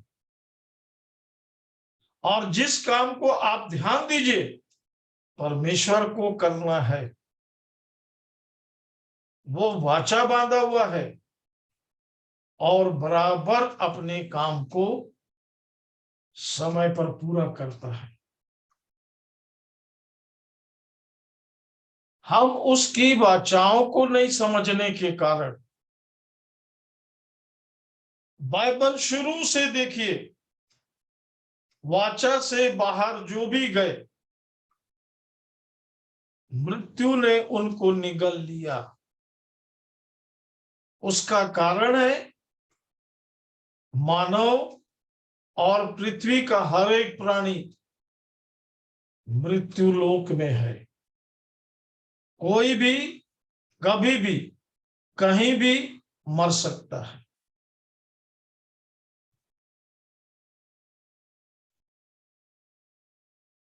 मेरे पास मेरे परमेश्वर की होने की एक अजीब प्रकार की निश्चयता चाहिए। मैं उसका जन हूं। उसका कारण है वो अपना जन बनाने के लिए उसने सारी चीजें अपनी ही दी है, अपना जान दिया है। इसलिए इसमें कोई ढिलाई नहीं होगा। पूरी बाइबल को पढ़ेंगे, परमेश्वर ने किसी भी ढिलाई पर कभी किसी को नहीं छोड़ा।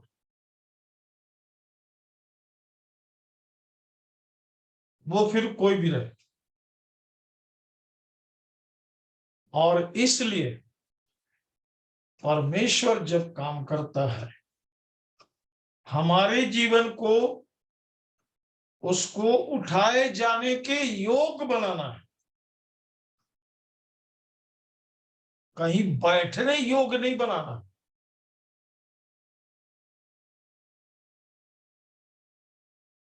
कहीं म्यूजिक बजाते रहने वाला नहीं बनाना है उसको।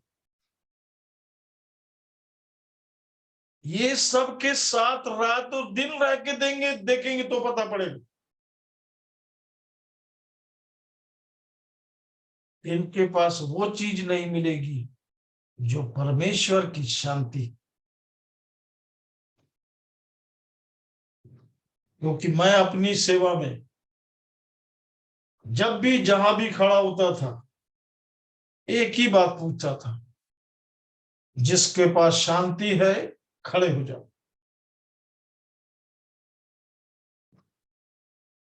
कभी कोई नहीं खड़ा होता था।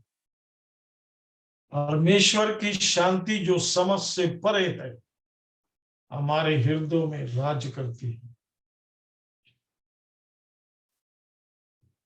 और बार बार वो निश्चयता प्रदान करती है कि मैं परमेश्वर का हूं। इसलिए प्रिय वचन में बार बार आता है, उद्धार के काम में बढ़ते जाओ। ये बहुत लंबा रास्ता है, अनंत का है, और जब तक हम वहां नहीं पहुंचते, है ना, पहली बात, मनुष्य पाप के कारण परमेश्वर से अलग है। अलग है मतलब अलग है। अब उसको पाप के, मृत्यु के, अंधकार के, शैतान के छुटकारे का अनुभव चाहिए। वो छूटा है,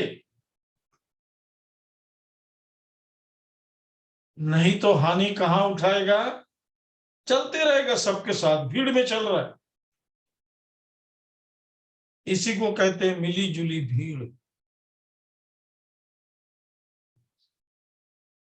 और इसी को कहते हैं सब चलता है। नहीं नहीं,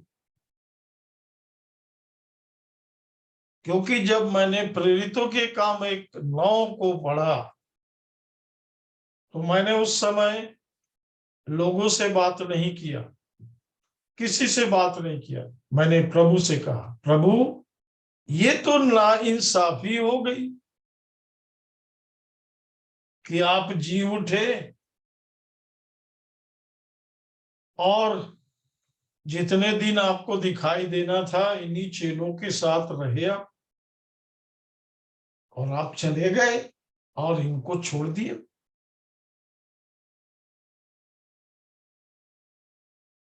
जी हाँ प्रियो, कोई भी छूट सकता है यदि वचन के अनुसार नहीं हुआ तो। मैं भी छूट सकता हूं, क्योंकि उठाया जाना है और ये मनुष्य का काम नहीं है। उस समय हवाई जहाज नहीं मिलेगा कि उसमें बैठ के बादलों पे चले गए और वहां पे फिर उतर गए और फिर बोले प्रभु हम आपके साथ। वो सब कार्यक्रम, कोई भी पृथ्वी का कार्यक्रम कुछ भी नहीं चलेगा। और इसलिए प्रियो, इस बात को बहुत अच्छे से समझ लीजिए। कल रात को जब तक नींद नहीं आई, प्रभु इसी विषय को समझा रहे थे, और आज दिन भर मेरे मनन का विषय यही था। ये पृथ्वी, इसका काम है विनाश करना, नीचे नीचे नीचे ले जाते जाना। ये ऊपर जा ही नहीं सकते, ये नीचे ही ले जाएगा। और स्वर्ग जीवन, बहुत ध्यान से आप सुसमाचार को पढ़िए।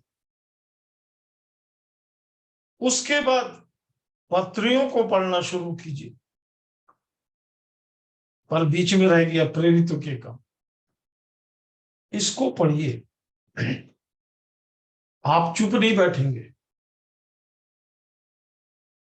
क्योंकि एक व्यक्ति को आपको जीवन पहुंचाना है, जीवन, धर्म नहीं। ये जो बात करते धर्म की करने दीजिए, मरते हैं मारते हैं मरने दीजिए, क्योंकि शैतान किसी को नहीं छोड़ेगा।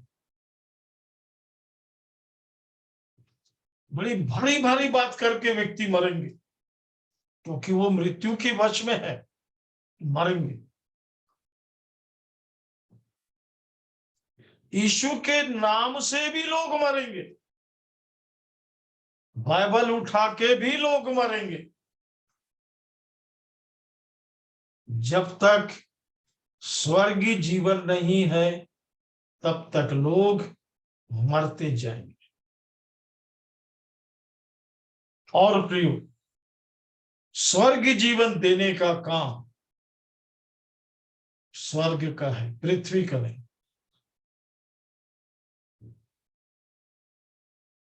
इसलिए उस चेले ने बोला, जो आदि से था वो जीवन प्रकट हुआ। हम लोग सन और ये सब जोड़ने तोड़ने लगते हैं, नहीं प्रियो, आदि से था। इस पृथ्वी का ईश्वर कोई भी हो, वो स्वर्ग से कुछ समय के लिए फेंका गया है, कुछ समय के लिए। बाकी सारी सत्यता आपके पास है। और इसलिए कलीसिया कभी भी लोगों का झुंड नहीं होता। कलीसिया वहां से शुरू होती है जिसके जीवन में परमेश्वर का वचन काम करना शुरू करता है, और फिर उसको परमेश्वर की ओर से बुलाहट मिलती है। कब? जब वो यीशु के लहू से धुलता है, तब परमेश्वर की योजना में लाया जाता है। और इसलिए जो स्वर्ग से आया था, पृथ्वी पर रहकर उसने ये घोषणा किया, कलीसिया मैं बनाऊंगा। ध्यान रखिए, घोषणा किया उसने, कलीसिया मैं बनाऊंगा। दूसरी बात, पत्थर पर बनाऊंगा।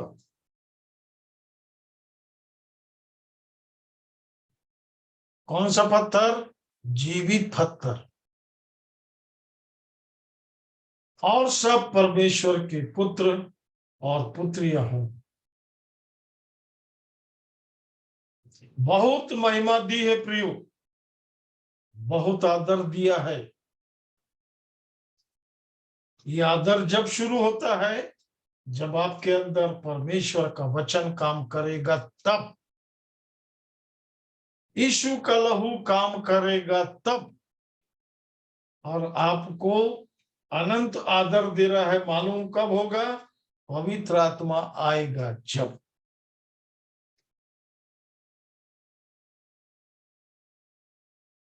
और इन तीनों को मिलके आपके अंदर यीशु को आपके लिए लाना है। और इसका बचपना ही वहीं से शुरू होना है कि मुझे एक दिन उठाया जाना। इसलिए इसका निर्माण मसीह में होना है।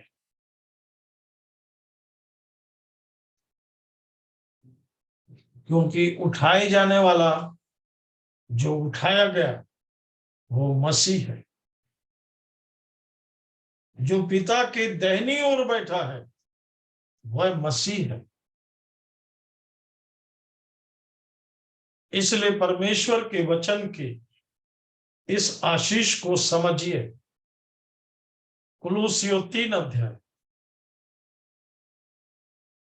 ये प्रचार करने का वचन नहीं है प्रियो, ये जीने का वचन है। आप प्रचार सुन रहे हैं, नहीं नहीं नहीं, इस भूल में नहीं रहे। आप जी रहे हैं, इसकी निश्चयता आपके पास चाहिए।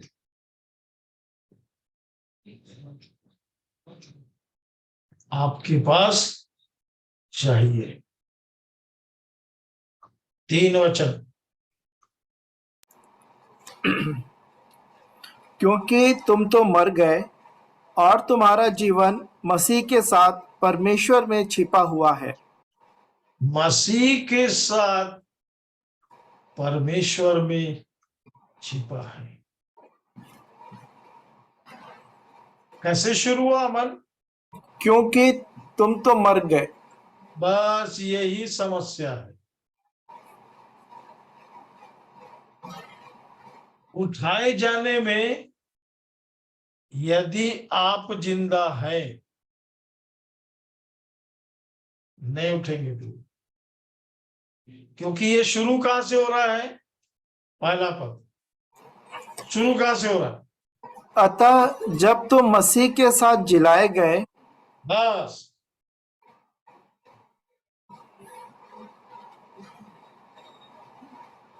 यीशु आपके अंदर है कि आपके जीवन के द्वारा अब दूसरा व्यक्ति उद्धार पाएगा। ये उद्धार का प्रबंध है। इसको प्रभु यीशु ने अपनी प्रार्थना में कहा, तूने जितने लोगों को मुझे दिया था। क्यों ऐसा कहा? यूहन्ना 6 अध्याय, यूहन्ना 6 अध्याय और उसका 54, 55, 44 और 45 पद पढ़ेंगे। कोई मेरे पास नहीं आ सकता जब तक पिता जिसने मुझे भेजा है उसे खींच ना ले, और मैं हाँ, उसे और अंतिम दिन फिर और आगे, जिलाऊंगा। और आगे, और मैं अंतिम दिन, देखिए, मैं उस अंतिम दिन भी जिलाऊंगा। आगे, भविष्यवक्ताओं के लेखों में यह लिखा है, वे सब परमेश्वर की ओर से सिखाए हुए होंगे। परमेश्वर अपने काम को आपके साथ बराबर कर रहा है। जब परमेश्वर आपको सिखाना शुरू करता है, बिल्कुल हमेशा ध्यान रखिएगा, वो सारी बातें स्वर्गीय होती हैं।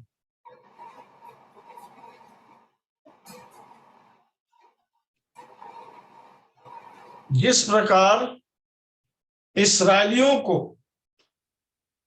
परमेश्वर ने मिस्र से निकाला, इस्राएलियों को समझ नहीं आ रहा था ये लेके कहां जा रहा, और तब मूसा ने बोला, ऐसा कर, तू अपनी गति समझा दे कि हमारे साथ कौन जाएगा।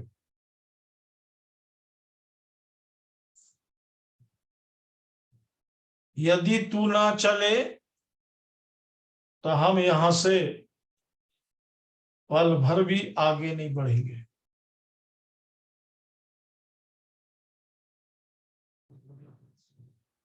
और परमेश्वर दिन में बादल और रात में आग का खंभा बन के उनके साथ चलता।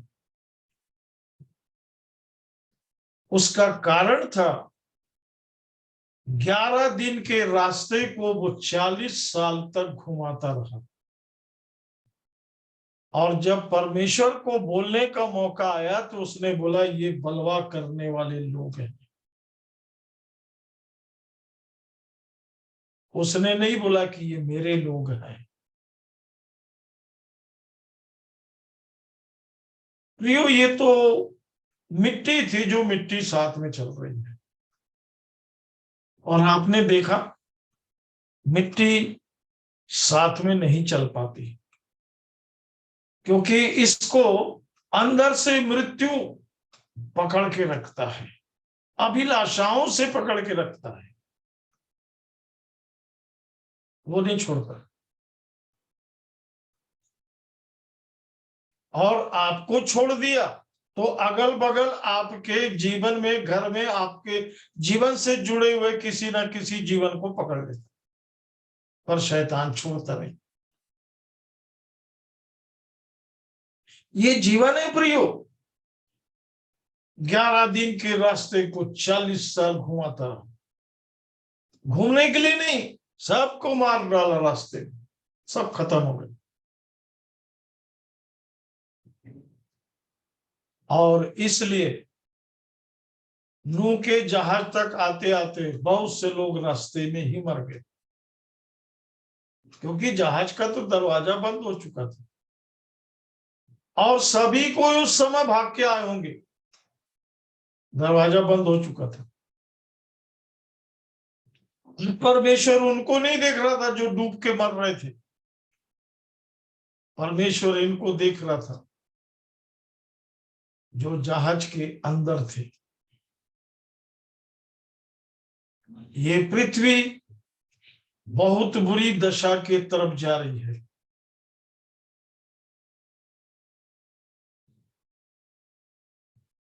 ये जो नई पीढ़ी है, इसको अपने जीवन को जीने में वो कुछ समझ में नहीं आ रहा कि कैसे जिए, क्योंकि इन्होंने अपना जीवन जीना छोड़ दिया। आत्मिक जीवन में भी जो वचन कहता उस बात को छोड़ के बाकी सब करने में लगे हुए, कैसे होगा? यहां तक कि लोगों से बोलिए बाइबल खोलो तो वो मोबाइल खोलते हैं। आप कभी भी कहीं नजर उठा के देखिए, आपको व्यक्ति मोबाइल में ही मिलेगा। उसको नहीं मालूम कि महंगाई है कि सस्ता है, कि कैसे रहना है, क्या करना है। मेरे पास प्रियो बहुत से ऐसे लोगों की रिपोर्ट आ रही है जो रात भर मोबाइल चलाते और दिन भर सोते हैं। गया उसका, रात में सब सो रहे हैं, वो मोबाइल चला रहा है, दिन में सब जग रहे हैं, वो सो रहा है। वो अपनी उम्र को, अपने जीवन को कहां ले जा रहा है?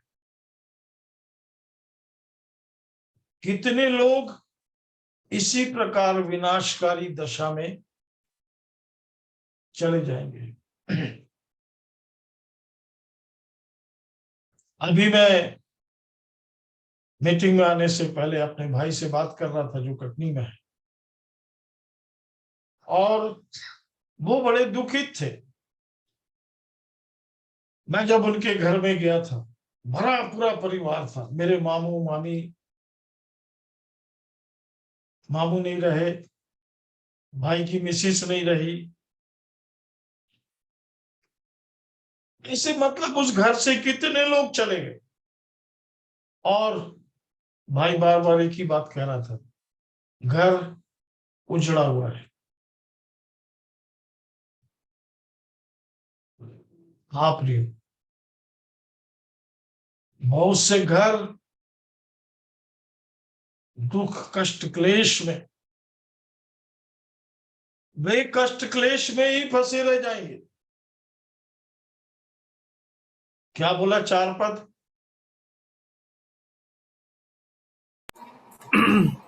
जब मसीह जो हमारा जीवन है प्रकट बस होगा, बस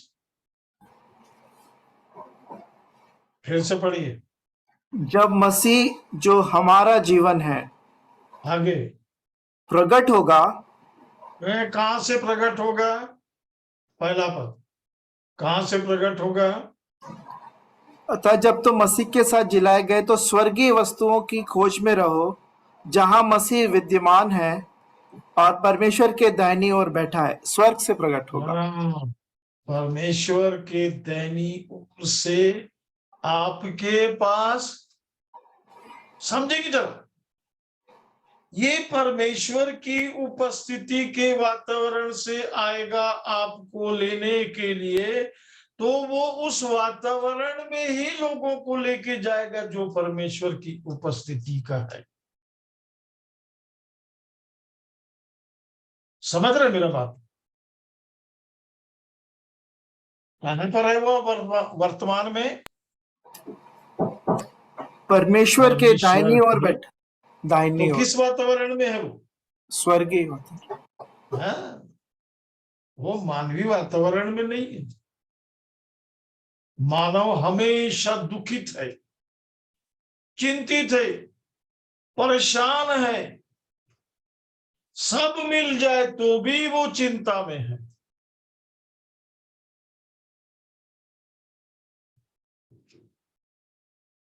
हाँ प्रिय, भीतर से हर एक मानव टूटा हुआ है।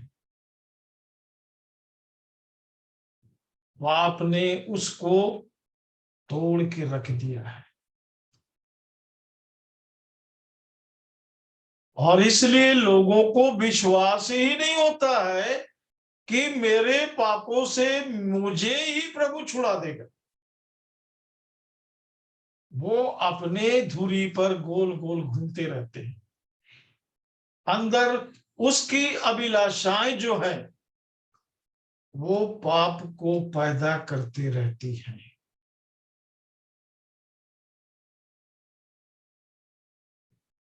जरा आप अपने आप को टाइम दीजिए, ये शरीर को नहीं। जब प्रार्थना करते हैं तब भी आप अपने आप से प्रार्थना कीजिए, आत्मा में। शरीर को भीतर मत आने दीजिए। शरीर जहां भीतर आया तो अपने साथ समस्या को लेते आएगा। परमेश्वर के वातावरण में, परमेश्वर की उपस्थिति में बैठने की आदत डालते जाइए, और पृथ्वी में एक ही है जो परमेश्वर की उपस्थिति में रहेगी, वो है कलीसिया। यदि वो भी संसार के शरीर के चिंता में है तो कलीसिया नहीं है। बहुत से लोग प्रार्थना विषय यही देते हैं, ब्रदर मैं बड़ी चिंता में हूं, बहुत परेशान हूं, आप प्रार्थना कीजिए। अरे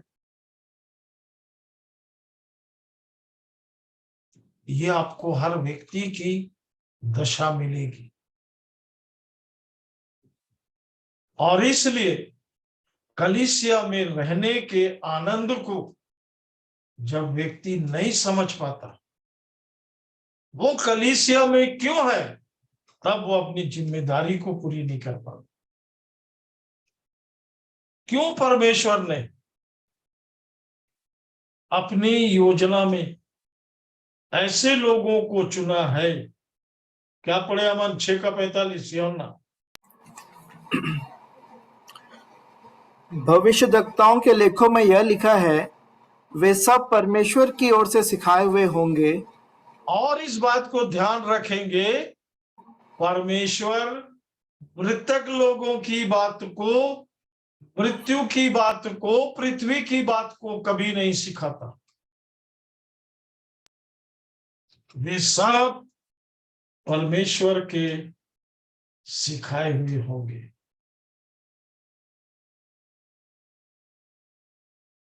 और इसलिए मनुष्य आपको उसी वातावरण की बात बता सकता है जहां पर वो है, और मनुष्य धर्म से आगे नहीं बढ़ता। इसलिए लोग इनको मार रहे हैं, इसलिए नहीं मार रहे कि धर्म के काम करते हैं, इसलिए मार रहे कि तुम गलत जगह में। तुमको मसीह में होना है, जीवन में होना है, अनंत में होना है, परमेश्वर की योजना में होना है। 45 पद और एक बार, यूहन्ना 6:45। भविष्यवक्ताओं के लेखों में यह लिखा है, वे सब परमेश्वर की ओर से सिखाए हुए होंगे। जिस किसी ने पिता से सुना और सीखा है वह मेरे पास आता है। या हम अपना समर्पण वहां तक ले जा रहे हैं। यीशु ने साफ बोल दिया, जो पिता की सुनता है, जो पिता से सीखता है, वो मेरे पास आता है। नहीं तो प्रिय यहीं पर यूहन्ना 6 अध्याय में 15 वचन पढ़ना तो जरा, यूहन्ना 6 का 15 वचन। यीशु यह जानकर कि वे मुझे राजा बनाने के लिए पकड़ना चाहते हैं, फिर पहाड़ पर अकेला चला गया। भैया उसको राजा बना रहे थे? नहीं प्रियो, उसको मालूम है ये सब कबाड़ खाना है, कचरा है।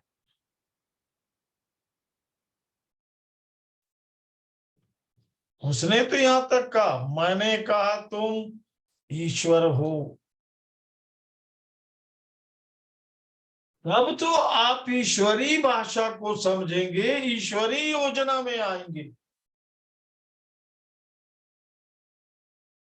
यहां पे भी ऐसे ही कहता है प्रियो, इफिसियों 4 अध्याय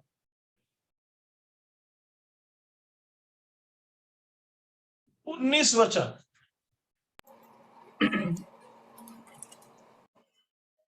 और वे सुन होकर लुचपन में लग गए हैं कि सब प्रकार के गंदे काम लालसा से किया करें।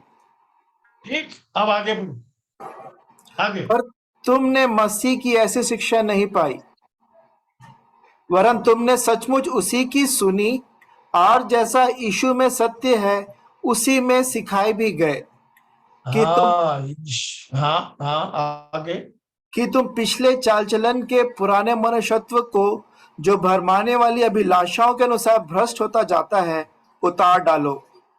आप कब सुनेंगे? आगे और कब सुनेंगे परमेश्वर की आवाज? हाँ आगे। और अपने मन के आत्मिक स्वभाव में नए बनते जाओ और नए मनुष्यत्व को पहन लो, जो परमेश्वर के अनुरूप सत्य की धार्मिकता और पवित्रता में सृजा गया है। ये सब बात परमेश्वर की ओर से है। और इसलिए प्रियो, परमेश्वर के द्वारा जब सिखाए जाएंगे, परमेश्वर के राज्य की बातें होंगी, अनंत की बातें होंगी, वो आपको अपने घर की बात बताने के लिए, इसलिए यहां भी वो अपने घर में रखा है।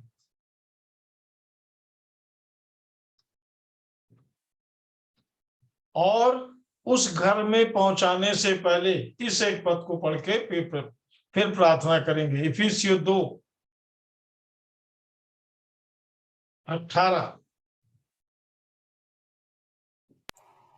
इफिसियों 2:18, क्योंकि उसी के द्वारा हम दोनों की एक आत्मा में पिता के पास पहुंच होती है। कहाँ पहुंच हो गई? पिता के पास। कैसे जा रहे, क्यों जा रहे, क्या करने जा रहे हो, ये सब हमको देखना है। आगे, एक आत्मा में पिता के पास पहुंच होती है। हाँ होती है। आगे, इसलिए तुम अब विदेशी और मुसाफिर नहीं रहे, परंतु पवित्र लोगों के संगी, स्वदेशी और परमेश्वर के घराने के हो गए। कैसे हो जाते? आगे, और प्रेरितों और भविष्यवक्ताओं की नींव पर, जिसके कोने का पत्थर मसीह यीशु स्वयं ही है, बनाए गए हो। हाँ, इसलिए प्रभु का धन्यवाद करते हुए आगे हम इस पर बहुत सी बातें सुनेंगे। आगे हमें बहुत सी बातों को जानना है। हमारे घर की बात, जिधर पे हमको जाना है, जहां पर हमको अनंत के लिए रहना है। ये तो पृथ्वी हवा में लटका हुआ है, कब चले जाएगा, कब खत्म हो जाएगा इसका कार्यक्रम, यहाँ पर सब झूठ है। सत्य परमेश्वर में से निकलता है, और ये सत्य आपके जीवन को लगातार परमेश्वर के साथ रहने वाला बना दे। प्रार्थना करेंगे।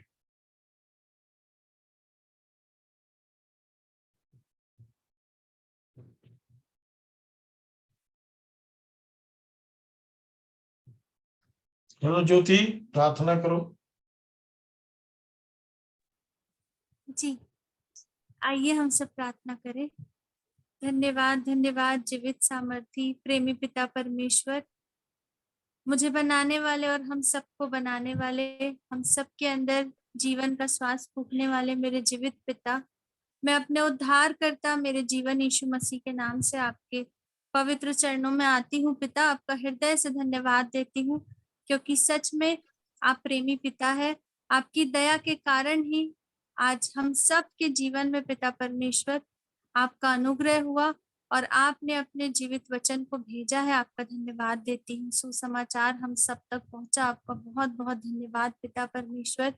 मैं धन्यवाद देती हूँ प्रभु यीशु मसीह में, आपने मुझे बचाया है, आपने मुझे यीशु के लहू में खरीदा है पिता परमेश्वर। मैं बहुत बहुत धन्यवाद देती हूँ और सबके जीवनों के लिए धन्यवाद देती हूँ जितने इस संगति में जुड़ते हैं, क्योंकि सबके पास गवाही है पिता परमेश्वर। मैं धन्यवाद देती हूँ कलीसिया के प्राचीनों के लिए, जो सच में प्रभु जी आपके साथ रहते हैं, स्वर्गीय बातों को सीख कर हम सब तक पहुंचाते हैं पिता परमेश्वर। मैं यीशु मसीह में हृदय से धन्यवाद देती हूँ।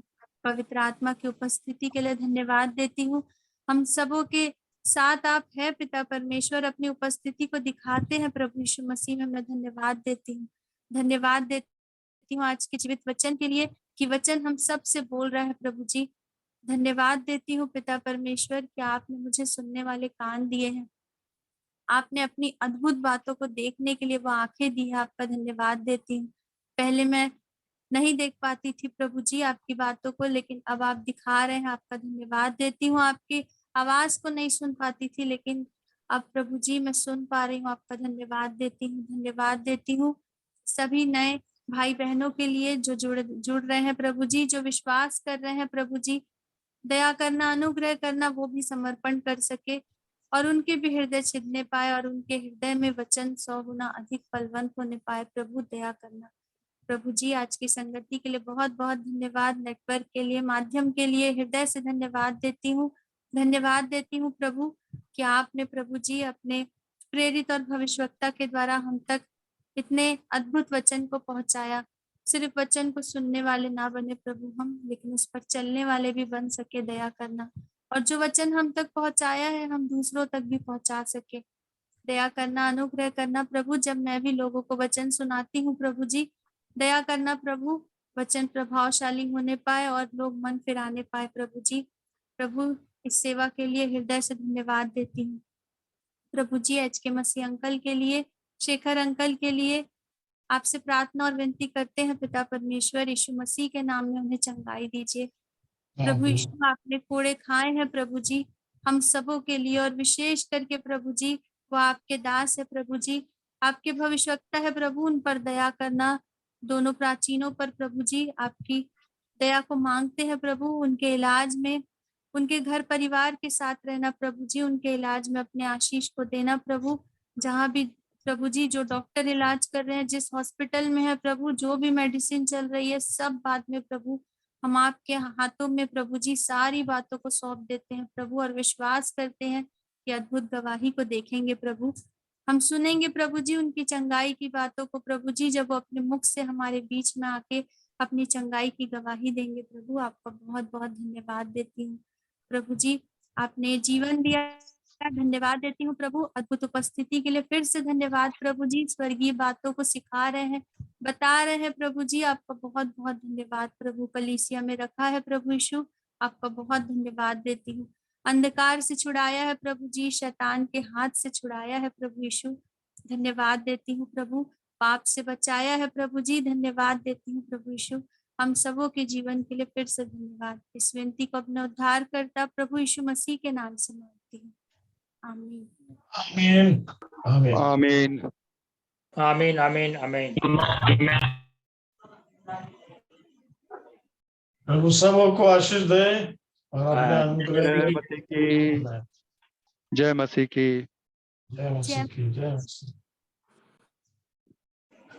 ठीक है अमन, जी मनीष भाई के लिए भी प्रार्थना करेंगे, बताना भूल गया था। वो अपने बच्चों के साथ में है और बहुत जल्द हमारे बीच में फिर से उपस्थित होंगे। जी अंकल। सो परमेश्वर पिता का धन्यवाद आज की सुंदर संगति के लिए, डेविड अंकल के द्वारा जो वचन हम तक पहुंचे। अंकल का भी धन्यवाद देते हैं, आप सभी का धन्यवाद जो आप सभी जुड़ सके। हम कल फिर मिलेंगे प्रभु के दया अनुग्रह में। 7 बजे से प्रार्थना का समय है और 7:30 से संगति का। आप सभी आमंत्रित हैं गवाहियों के साथ, वचन के प्रकाशन के साथ सभी जुड़े, ताकि जब अवसर मिले तो आप भी अपनी बातों को रखने पाए जो प्रभु के द्वारा आपको मिल रही है। सो अब हम मीटिंग एंड करेंगे, यदि और कोई कुछ नहीं कहेंगे तो। गुड नाइट, शालोम, जय मसीह की। गुड नाइट, जय मसीह मसीह। की। Good night, good night. अब मीटिंग एंड कर रहे हैं।